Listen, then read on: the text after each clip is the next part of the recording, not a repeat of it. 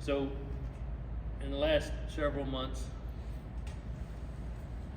there's been many lessons taught, sermons preached on service, on getting active, on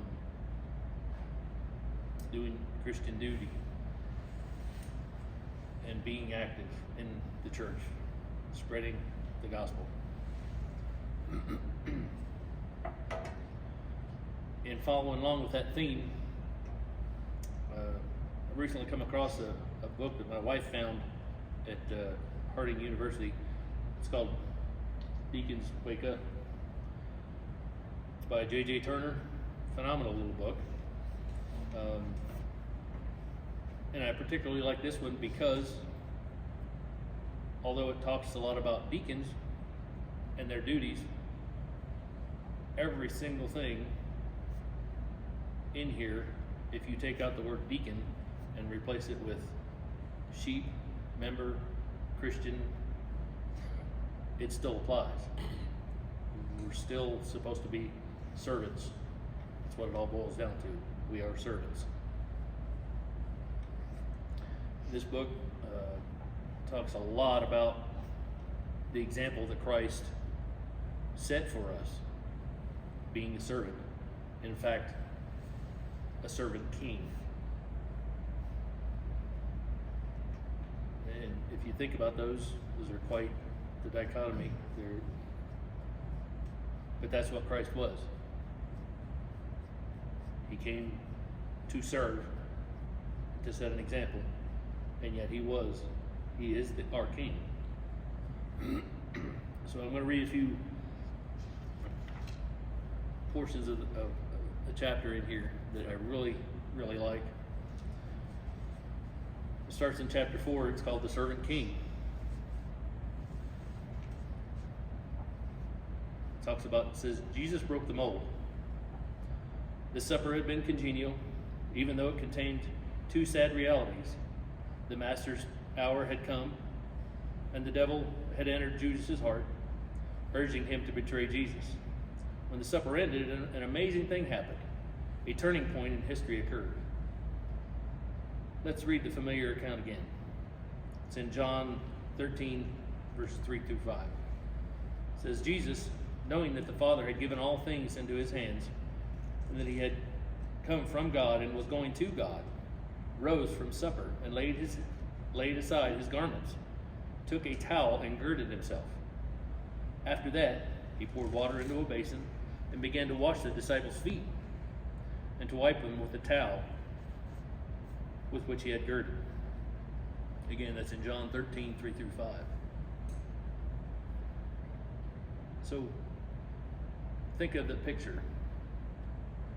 God, in human form, on his knees, washing feet. Jesus broke the mold of the standard king icon, if you will, the standard king definition. The King of Kings, it continues on to say, God, who had come in man's nature, was on his knees washing the feet of the lowly disciples. That humble act was so unthinkable that Peter dared to rebuke Jesus. The passage continues, John 13, 6 through 8. Lord, are you washing my feet? Jesus answered and said to him, what I am doing, you do not understand now, but you will know after this. Peter said to him, you shall never wash my feet. Jesus answered him, if I do not wash you, you have no part with me.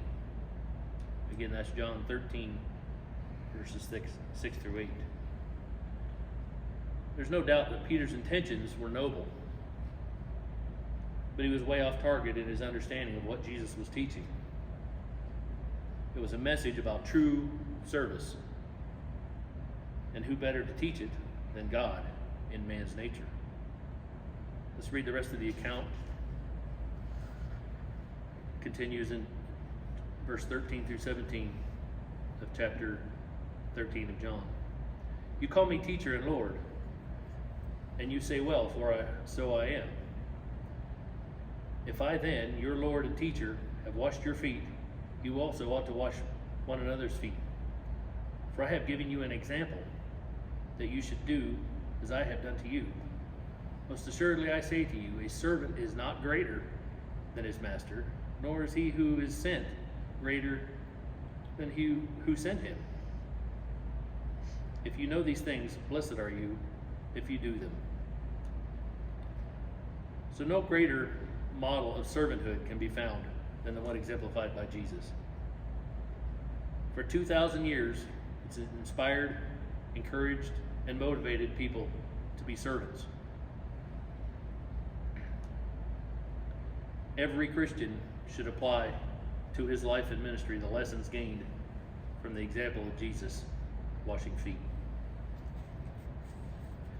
We've all heard the joke about the maid who wanted a job, goes in for the interview, but made it known she doesn't do windows. In other words, there were some tasks beneath her. This attitude is not limited to maids. Some servants in the church feel the same way. Jesus, however, conducted himself in an opposite manner. No act of service was beneath him. No person was outside his scope of caring. In other words, for even the Son of Man did not come to be served, but to serve and to give his life a ransom for many. That's found in Mark 10, verse 45. Let's take a minute and survey some of the ways the servant king served and administered to people. He washed feet, even the feet of his betrayer, Judas. That's John 13, 1 through 17. He attended a wedding and helped. John chapter 2, verse 1 through 11. He socialized with outcasts. Luke 15, 1 through 3. He fed the hungry. Matthew 15, 32 through 39. He visited the homes of those who needed him. Mark 5, 21 through 43. He trusted people with assignments. Luke 10, 2 through 12. He healed the sick. John 9, 1 through 7. He comforted the bereaved. And not just comforted them, he cried with them. John 11, 17 through 44. He taught many lessons. He prayed for his followers. John 17, 15 through 26. He chose unlikely men for leadership. Mark 1, 16 through 20. So we see Jesus practiced what he taught. He lived in harmony with his claims of being a servant. He told his disciples, "For I have given you an example, that you should do as I have done to you." John 13, 15. Jesus wants Christians to serve others, regardless of their station in life. He wants all Christians to don the attitude of service. My challenge to you is to reflect on your life, on your attitude, on the things you've done, on the future, and see how can we serve better? How can we serve others, serving Christ in that manner? I would encourage each one of you to do that. To do so is in accordance with God's word and would make the master happy, as well as it will fulfill the Great Commission of bringing others to Christ. Thank you.